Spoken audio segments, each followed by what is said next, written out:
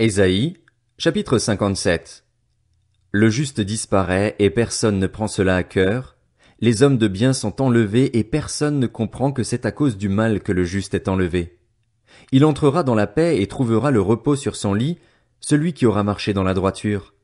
Mais vous, approchez-vous ici, fils de l'astrologue, vous qui descendez d'un père adultère et d'une mère prostituée. De qui vous moquez-vous? Contre qui ouvrez-vous une large bouche et tirez-vous la langue? N'êtes-vous pas des enfants désobéissants, une famille de menteurs? Vous brûlez de désir près des térébinthes, sous tout arbre verdoyant, et vous égorgez les enfants dans les vallées, sous les fentes des rochers. C'est dans les pierres polies d'un ravin qu'est ta part. Voilà, oui, voilà quel est ton lot. C'est en leur honneur que tu verses des offrandes, que tu offres des sacrifices. Puis-je être insensible à cela? Sur une grande et haute montagne, tu dresses ton lit. C'est aussi là que tu montes pour offrir des sacrifices. Derrière la porte et ses montants, tu as installé ton amulette. En effet, en cachette de moi tu te déshabilles, tu montes sur ton lit et tu y fais de la place. Tu fais alliance avec ceux dont tu aimes partager le lit, tu contemples leur nudité. Puis, tu vas trouver le roi avec de l'huile, tu multiplies tes parfums, tu envoies tes messagers très loin, tu descends jusqu'au séjour des morts. À force de marcher tu te fatigues, mais tu ne te dis pas, c'est sans espoir. Tu parviens encore à trouver des ressources, aussi ne montres-tu pas de signes de faiblesse. Qui redoutais-tu? De qui avais-tu peur pour me tromper, pour ne pas te souvenir ni te soucier de moi? N'ai-je pas gardé le silence, et même depuis longtemps? Et de moi, tu n'as pas peur. Je vais révéler ta justice et tes actes, mais ils ne te seront d'aucune utilité. Quand tu crieras, que ton ramassis d'idoles vienne te délivrer. En réalité, le vent les emportera toutes, un souffle les enlèvera. En revanche, celui qui cherche refuge en moi héritera du pays et prendra possession de ma montagne sainte. On dira alors, préparez, préparez, dégagez un chemin, enlevez tout obstacle du chemin de mon peuple. En effet, voici ce que dit le Très-Haut, celui dont l'habitation est éternelle et le nom saint. J'habite dans les hauteurs et la sainteté, mais je suis aussi avec l'homme brisé et abattu, afin de redonner vie à l'esprit abattu, afin de redonner vie au cœur brisé. Non, je ne veux pas lancer éternellement des accusations, je ne veux pas m'irriter indéfiniment, car il est trop faible devant moi, l'esprit, le souffle des êtres que j'ai moi-même fait. C'est à cause de ces profits criminels que je me suis irrité et que je l'ai frappé. Je me suis caché, dans mon indignation, et le rebelle a suivi le chemin que lui indiquait son cœur. J'ai vu sa conduite, mais je le guérirai. Je le guiderai et je lui assurerai une pleine consolation, à lui et à ceux qui sont en deuil à cause de lui. Je ferai naître la louange sur leurs lèvres. Je donnerai la paix. Oui, la paix à celui qui est loin et à celui qui est près, dit l'Éternel, et je les guérirai. Quant aux méchants, ils seront pareils à la mer agitée qui ne peut se calmer et dont l'eau soulève la vase et la saleté. Il n'y a pas de paix pour les méchants, dit mon Dieu. Ésaïe 58. Crie à pleine voix sans te retenir. Fais retentir ta voix comme une trompette et révèle à mon peuple sa révolte, à la famille de Jacob ses péchés. C'est moi que, jour après jour, ils consultent. Ils veulent connaître mes voies. Comme une nation qui aurait pratiqué la justice et n'aurait pas abandonné le droit institué par son Dieu, ils me réclament des jugements conformes à la justice, ils désirent se rapprocher de Dieu. À quoi nous sert-il de jeûner, si tu ne le vois pas, de nous humilier, si tu n'y fais pas attention? C'est que, le jour où vous jeûnez, vous accomplissez vos propres désirs et traitez durement tous vos ouvriers. Votre jeûne débouche sur des procès et des disputes, sur de méchants coups de poing. Vous ne jeûnez pas, comme vous le faites aujourd'hui, de manière à faire entendre votre voix là-haut. Est-ce un jeûne de ce genre que je préconise, un jour où l'homme s'humilie? S'agit-il de courber la tête comme un roseau? Faut-il se coucher sur le sac et la cendre? Est-ce cela que tu appelles un jeûne, un jour agréable à l'Éternel? Voici le genre de jeûne que je préconise. Détacher les chaînes dues à la méchanceté, dénouer les liens de l'esclavage, renvoyer libres ceux qu'on maltraite. Mettez fin aux contraintes de toutes sortes. Partage ton pain avec celui qui a faim et fais entrer chez toi les pauvres sans foyer. Quand tu vois un homme nu, couvre-le. Ne cherche pas à éviter celui qui est fait de la même chair que toi. Alors ta lumière jaillira comme l'aurore et ta restauration progressera rapidement. Ta justice marchera devant toi, et la gloire de l'Éternel sera ton arrière-garde. Alors tu appelleras et l'Éternel répondra. Tu crieras et il dira, Me voici. Oui, si tu éloignes du milieu de toi la contrainte, les gestes menaçants et les paroles mauvaises, si tu partages tes propres ressources avec celui qui a faim, si tu réponds aux besoins de l'opprimé, ta lumière surgira au milieu des ténèbres et ton obscurité sera pareille à la clarté de midi. L'Éternel sera constamment ton guide, il répondra à tes besoins dans les endroits arides et il redonnera des forces à tes membres. Tu seras pareil à un jardin bien arrosé, à une source dont l'eau n'arrête jamais de couler. Grâce à toi, on reconstruira sur d'anciennes ruines, tu relèveras des fondations vieilles de plusieurs générations. On t'appellera réparateur de brèches, restaurateur de sentiers fréquentés. Si tu retiens ton pied, pendant le sabbat, pour ne pas faire ce qui te plaît durant mon saint jour, si tu considères le sabbat comme un plaisir, le jour saint de l'Éternel comme digne d'être honoré, et si tu l'honores en ne suivant pas tes voies habituelles, en ne cherchant pas à accomplir tes propres désirs et en ne parlant pas dans le vide, alors tu trouveras ton plaisir dans l'Éternel. Alors je te ferai monter sur les hauteurs du pays et te ferai jouir de l'héritage de ton ancêtre Jacob. Oui, c'est l'Éternel qui l'affirme. Ésaïe, chapitre 59. Non, le bras de l'Éternel n'est pas devenu trop court pour sauver, ni son oreille trop dure pour entendre, mais ce sont vos fautes qui ont fait séparation entre vous et votre Dieu, ce sont vos péchés qui vous l'ont caché et l'ont empêché de vous écouter. En effet, vos mains sont souillées de sang et vos doigts de crime, vos lèvres profèrent le mensonge, votre langue fait entendre le mal.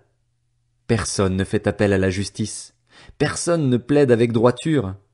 Ils s'appuient sur le vide et disent des faussetés. Ils conçoivent le trouble et donnent naissance au crime. Ils font éclore des œufs de vipères et tissent des toiles d'araignées. Celui qui mange de leurs œufs meurt et, si l'on en écrase un, c'est un serpent qui sort. Leurs toiles ne servent pas à faire un habit et ils ne peuvent se couvrir du fruit de leur travail. Ils ne commettent que l'injustice et leurs mains sont pleines d'actes de violence. Leurs pieds courent au mal et s'empressent de verser le sang innocent. Leurs pensées sont orientées vers l'injustice, la destruction et le malheur marquent leur passage. Ils ne connaissent pas le chemin de la paix et le droit est absent de leur parcours. Ils empruntent des sentiers tortueux. Celui qui y marche ne connaît pas la paix. Voilà pourquoi le droit reste loin de nous et la justice ne nous atteint pas. Nous attendions la lumière et voici les ténèbres. La clarté et voici que nous marchons dans l'obscurité. Nous tâtonnons comme des aveugles le long d'un mur. Nous tâtonnons comme ceux qui n'ont pas Dieu. Nous trébuchons à midi comme en pleine nuit. Au milieu de l'abondance, nous ressemblons à des morts. Nous grognons tous comme des ours. Nous gémissons sans cesse comme des colombes. Nous attendions un juste jugement, mais il n'est pas là. Le salut, mais il est loin de nous. Oui, nos transgressions sont nombreuses devant toi et nos péchés témoignent contre nous. Nos transgressions font corps avec nous et nous reconnaissons nos fautes. Nous avons eu un comportement coupable envers l'Éternel. Nous l'avons trahi. Nous nous sommes détournés de notre Dieu, nous avons parlé exploitation et révolte, nous avons conçu et médité dans le cœur des paroles mensongères, si bien que le droit s'est retiré et la justice se tient éloignée. Lorsque la vérité trébuche sur la place publique, la droiture ne peut approcher. La vérité est devenue rare et celui qui s'écarte du mal est victime de pillage. L'Éternel voit avec indignation qu'il n'y a plus de droiture. Il constate qu'il n'y a personne, il est consterné en voyant qu'il n'y a personne pour intercéder, alors son bras lui assure le salut et sa justice lui sert de soutien. Il enfile la justice comme une cuirasse et met sur sa tête le casque du salut. Il prend la vengeance pour vêtement et s'enveloppe du zèle comme d'un manteau. Il payera à chacun le salaire qu'il mérite, la colère à ses adversaires, le salaire qu'il mérite à ses ennemis. Il payera aussi aux îles le salaire qu'elles méritent. On craindra le nom de l'Éternel à l'ouest et sa gloire à l'est. Quand l'adversaire surgira, pareil à un fleuve, l'esprit de l'Éternel le mettra en fuite. Le libérateur viendra pour Sion, pour ceux de Jacob qui renoncent à leur révolte, déclara l'Éternel. Quant à moi, telle sera mon alliance avec eux, dit l'Éternel. Mon esprit, qui repose sur toi, et mes paroles, celles que j'ai mises dans ta bouche, ne quitteront pas ta bouche, ni celle de tes enfants, ni celle de tes petits-enfants, dit l'Éternel, dès maintenant et pour toujours. Ésaïe, chapitre 60. Lève-toi, brille, car ta lumière arrive et la gloire de l'Éternel se lève sur toi. Certes, les ténèbres recouvrent la terre et l'obscurité profonde enveloppe les peuples, mais sur toi l'Éternel se lèvera, sur toi sa gloire apparaîtra. Des nations marcheront à ta lumière, et des rois à la clarté de ton aurore. Lève tes yeux et regarde autour de toi. Ils se rassemblent tous, ils viennent vers toi. Tes fils arrivent de loin et tes filles sont portées dans les bras. En le voyant, tu rayonneras de joie, ton cœur bondira et se dilatera, car les richesses de la mer se tourneront vers toi, les ressources des nations viendront chez toi. Tu seras couverte d'une foule de chameaux, de tout jeunes dromadaires venus de Madian et d'Épha. Ils viendront tous de Séba, porteurs d'or et d'encens, et annonceront les louanges de l'Éternel. Les troupeaux de Kédar seront tous réunis chez toi, les béliers de Nébajot serviront à ton culte. Ils seront offerts en holocauste sur mon autel, et je les accepterai, et j'illuminerai le temple de ma splendeur.